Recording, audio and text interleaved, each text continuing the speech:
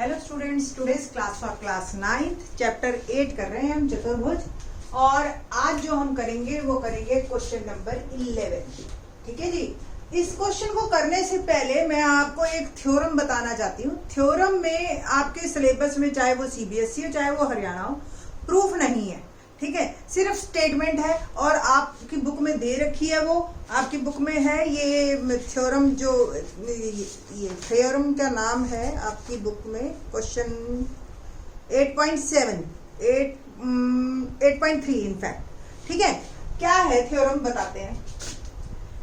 एक समांतर चतुर्भुज हम किसे कहते हैं? जिसकी आमने सामने की भुजाएं बराबर हो और समांतर। ठीक है, या तो सिर्फ समांतर दे रखा हो तो भी समांतर चतुर्भुज कह दोगे, सिर्फ बराबर दे रखा हो कि आमने सामने की दोनों भुजाएं। ठीक है। अब बात करते हैं हम कि अगर हमें सिर्फ एक ही पेयर के बारे में पता हो कि वो समांतर भी है और बराबर भी है, ठीक है, दूसरे के बारे में हमें कुछ नहीं पता। अब खुद सोचो आप, अगर कोई दो रेखाएं बराबर भी हो और समांतर भी हो, ठीक है, रेखाखंड ही कहेंगे, रेखाएं तो कहेंगे नहीं हम, तो पक्का वो समांतर चतुर्भुज बनाएगा ही बनाएगा, क्योंकि उसको मिलाने वाली रेखाएं तो हमेशा बराबर होती है ना। समांतर चतुर्भुज के या समांतर रेखाओं के बीच में हमेशा दूरी बराबर होती है, न कम न ज्यादा। तो ये अपने आप दूसरी रेखाएं बराबर हो जाती है या समांतर हो जाती है। ठीक है, तो आपको इसका मतलब, अगर मुझे सिर्फ एक ही पेयर के बारे में पता हो, किसी चतुर्भुज की आमने सामने की भुजाओं का सिर्फ एक जोड़ा पता हो कि वो बराबर है और समांतर, वो दोनों होने चाहिए, बराबर भी और समांतर भी। सिर्फ बराबर से काम नहीं चलेगा, सिर्फ समांतर से काम नहीं चलेगा।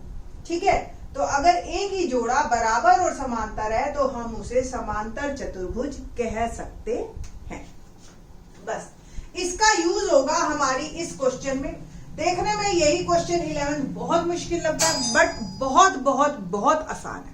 ठीक है, देखिए क्वेश्चन क्या है। मैंने सारे पार्ट नहीं लिखे हैं, एक एक करके लिखते जाएंगे और सॉल्व करते जाएंगे। त्रिभुज एबीसी और त्रिभुज डीईएफ में AB बराबर DE, ये ABC दिखाई दे रही है, ये DEF दिखाई दे रही है। AB और DE बराबर भी है और समांतर भी है। सेम BC और EF, ये BC ये EF बराबर भी है और समांतर भी है। तो शीर्षों AB और C की क्रमशः DEF से, A की D से, B की E से, C की F से जोड़ा जाता है।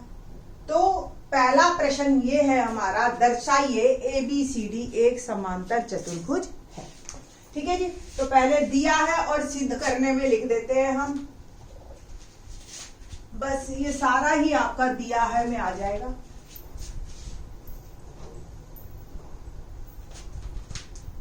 इतना, ठीक है जी, ये दिया है। और सिद्ध करना में आपको पांचों पार्ट लिखने हैं, मैं एक एक करके लिखती जाऊंगी और सिद्ध करती जाऊंगी। ठीक है, तो पहला पार्ट ABCD एक समांतर चतुर्भुज है। अब आप देखिए, AB बराबर CD, सिर्फ AB देखो और DE देखो, बस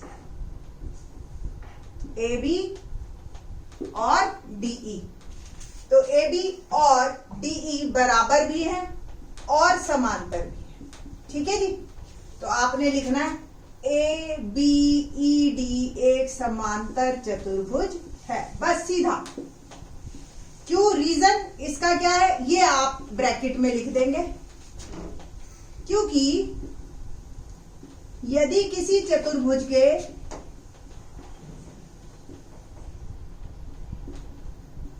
की सम्मुख भुजाओं का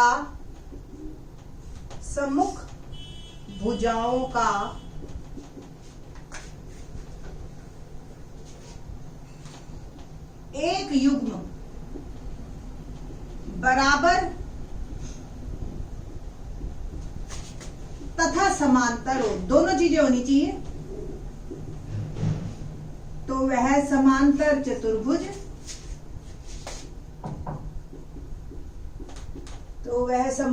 चतुर्भुज होती है।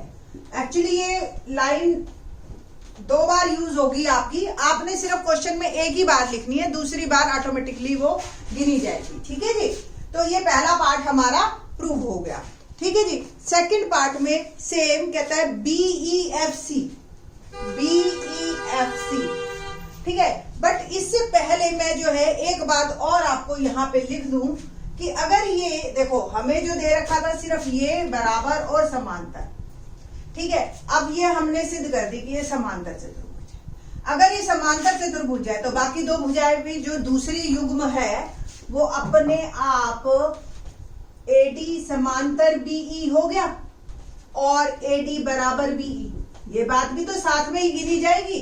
ठीक है, तो ये हमारा एक्चुअल में इसका रिजल्ट हम यूज करेंगे आगे आने वाले पार्ट्स में। ठीक है, क्या कि हमने अगर हमें एक जोड़ा दे रखा है AB और DE, दोबारा से समझ लीजिए, बराबर और समांतर, तो ये समांतर चतुर्भुज है, और समांतर चतुर्भुज है तो ये भुजाएं भी बराबर भी होंगी और समांतर भी होंगी। ठीक है जी, तो इतना हमने समझ लिया। अब हम करेंगे सेकंड पार्ट। सेकंड पार्ट में चतुर्भुज क्या है क्वेश्चन, पहले ये लिख देती हूं मैं। चतुर्भुज BEFC एक समांतर चतुर्भुज है, ये हमें सिद्ध करना है। ठीक है जी, तो आपने सिंपल क्या दे रखा है, BC बराबर EF और BC समांतर EF, तो BEFC एक समांतर चतुर्भुज है। अब आपको इसको दोबारा से लिखने की जरूरत नहीं है कि ये क्यों है, देख रहे हो ना, ये और ये अगर बराबर और समांतर है तो ये पूरी समांतर चतुर्भुज है। ठीक है जी, और अगर ये समांतर चतुर्भुज है तो बाकी जो दो भुजाएं हैं BE और CF, BE और CF समांतर भी होगी, BE और CF जो है वो बराबर भी होंगी क्योंकि समांतर चतुर्भुज बन गई। ये नंबर 2। तीसरा पार्ट हमें क्या सिद्ध करना है कि AD समांतर CF, सिद्ध करो AD समांतर CF और AD बराबर CF, यही है ना तीसरा पार्ट। अब देखो आप पहले पार्ट में क्या था कि AD समांतर BE और AD बराबर BE, ये हमारा पहला पार्ट था, पहला रिजल्ट ये वाला, और दूसरा रिजल्ट है BE CF और BE बराबर CF, ये दूसरा है। दोनों को जरा मिलाना, AD बराबर BE AD समांतर BE समांतर CF, AD बराबर BE बराबर CF। BE को हटा दीजिए अगर बीच में से, तो AD समांतर CF और AD बराबर CF, ये मेरा सिद्ध हो गया तीसरा पार्ट। ठीक है जी, सॉरी नीचे वाला आ नहीं रहा तो मैं यहां लिख देती। इन दोनों को एक बार फिर से मिलाइए, तो AD समांतर BE समांतर CF और AD बराबर BE बराबर CF। ठीक है जी, तो यहां से बीच वाले BE को हटा दीजिए, AD समांतर CF और AD बराबर CF। ये आपका तीसरा पार्ट प्रूफ हो गया। चौथे पार्ट में वो कहता है चतुर्भुज सिद्ध करो, चतुर्भुज ACFD एक समांतर चतुर्भुज, एक समांतर चतुर्भुज है। अब देखो आप तीसरे पार्ट से हमने क्या निकाला कि AD समांतर CF और AD बराबर CF। देख रहे हो, हमने ये सिद्ध कर दिया कि ये समांतर भी है और बराबर भी है, तो ये समांतर चतुर्भुज बन गई। ADAC FD एक समांतर चतुर्भुज है। फिर से रीजन लिखने की जरूरत नहीं है क्योंकि एक युग्म अगर हमें बराबर और समांतर मिल जाता है तो ये समांतर चतुर्भुज है। अगर ये फिर से समांतर चतुर्भुज है तो बाकी दो भुजाएं अपने आप बराबर और समांतर हो गई, है ना। तो AC बराबर DF और AC समांतर DF, हमें यूज सिर्फ इसका करना है। पांचवा पार्ट देखते हैं। पांचवा पार्ट है हमारे पास कि सिद्ध करो कि त्रिभुज ABC सर्वांग समय त्रिभुज DEF। ठीक है जी, हमने ली त्रिभुज ABC और DEF। अब आप देखो दे क्या रखा है, AB बराबर DE और क्या दे रखा है, BC बराबर EF। ये तो दे ही रखे दो भुजाएं, देखो AB DE के बराबर, BC EF के बराबर दे दी। तीसरी हमने सिद्ध कर दी, AC बराबर DF, इसको नाम 3 दे दो। ठीक है, 3 से या उपरोक्त सिद्ध किया। तो त्रिभुज ABC सर्वांग समय त्रिभुज DEF के क्या क्राइटेरिया लगा, भुजा भुजा भुजा, यानी कि S S S। ठीक है जी, तो इस क्राइटेरिया से आपकी जो है त्रिभुजे हो गई सर्वांग। तो 11th क्वेश्चन सिर्फ एक ही रिजल्ट पे पूरा है और बहुत इंपॉर्टेंट क्वेश्चन है, देखने में थोड़ा सा मुश्किल लगता है बट आई थिंक सो ये 9th से भी ज्यादा आसान है। ठीक है जी, क्वेश्चन नंबर 12 देखते हैं।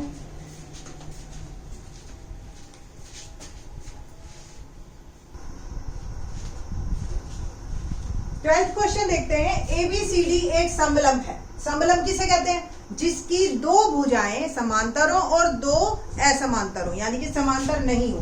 ठीक है, तो अगर ऐसा है जिसमें ABDC के समांतर दे रखा है, ठीक है, ये समलंब है। अब समलंब में एक कंडीशन दे दी उसने कि जो ऐसी दो रेखाएं जो समांतर नहीं है वो बराबर है। ठीक है, तो आप देखिए क्या क्या हो जाता है साथ साथ। कोण A कोण B के बराबर सिद्ध करना है, कोण C बराबर कोण D के सिद्ध करना है, और त्रिभुज ABC दिखाई दे रही है ऐसे, ये मैं ज्वाइन कर दूंगी बाद में, BAD, और विकर्ण भी बराबर। कुल मिला के जो बच्चे अपने आप को थोड़ा सा मैथ आगे रखना चाहते हैं 12th क्लास में, 11th क्लास में, तो वो इन रिजल्ट्स को ध्यान रखो कि अगर एक समलंब है और उसकी जो नॉन पैरेलल साइड्स हैं और वो बराबर हो जाती हैं, तो उसकी क्या क्या देखो एडजेसेंट एंगल्स बराबर हो जाते हैं जो समांतर रेखाओं के साथ है।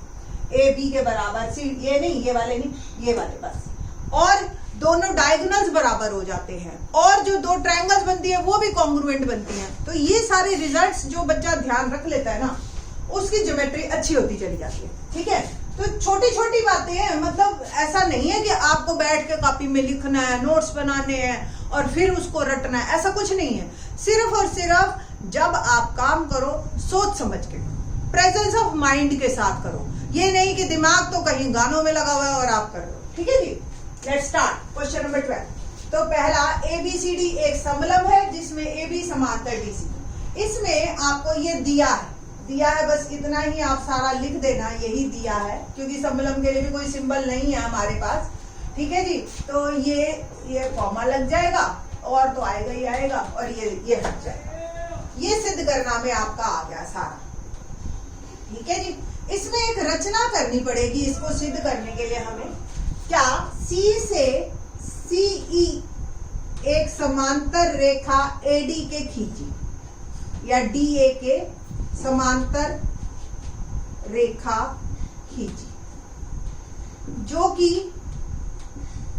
AB को बढ़ाने पर E पर प्रतिच्छेद करती है, यानी कि वो काटती है। देखो C से एक लाइन हमने खींची AD के पैरेलल, ठीक है जी, और यहां ये और ये पैरेलल हो गए, और ये इसको एक्सटेंड किया। अब ध्यान से देखो, अगर ये और ये पैरेलल दे रखी थी, ये हमने बना दी, तो ये समांतर चतुर्भुज बन गए, है ना। प्रमाण AE समांतर DC दिया है,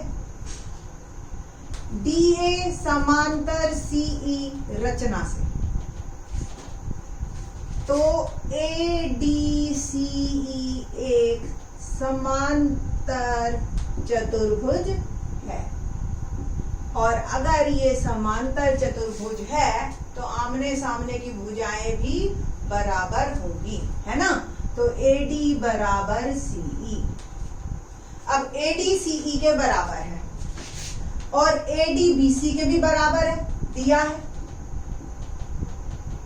तो इट मीन्स BC और CE बराबर है, ये 1 और 2 से। ठीक है जी, क्या कि BC CE के बराबर है, 1 व 2 से। अब त्रिभुज में देखो आप BC CE के बराबर है, तो कोण 1 बराबर कोण 2। क्यों?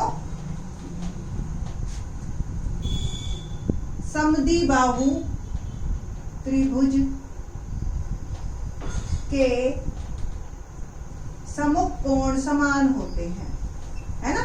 दो भुजाओं के सामने वाले कोण समान होते हैं। ठीक है जी।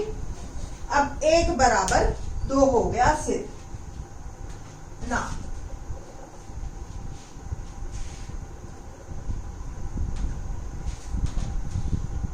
अब आप देखिए कोण B जमा कोण A, ये बात 180 डिग्री होगा।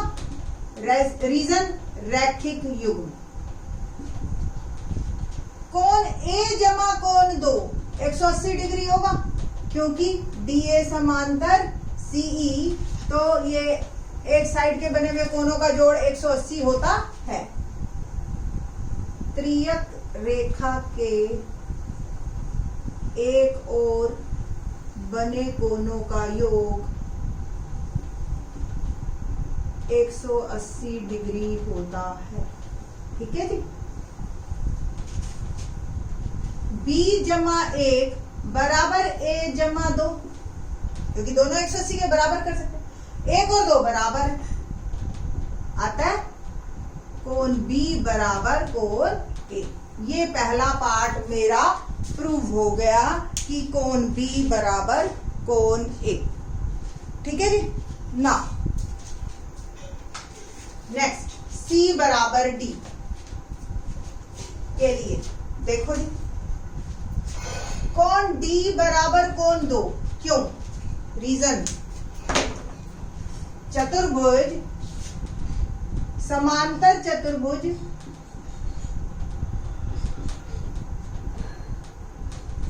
ADCE के सम्मुख कोण समान होते हैं ना, पता है ना, किसी चतुर्भुज के सम्मुख कोण समान होते हैं, तो ये D और ये 2।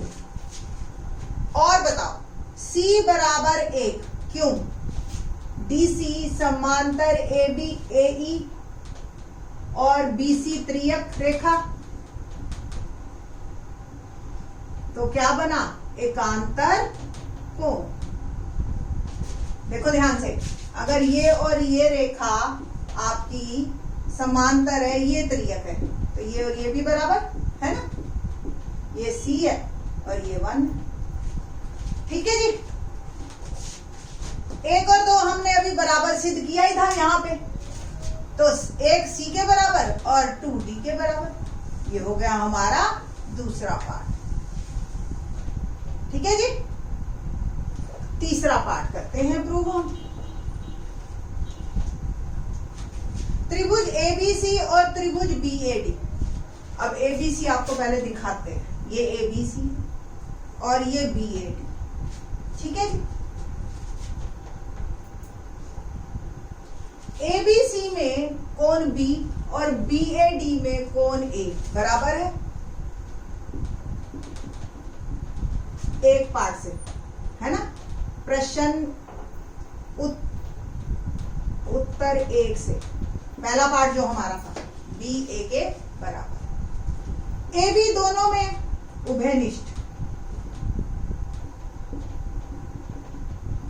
और AD BC के बराबर दिया है, शुरू से ही दे रखा है ना हमें।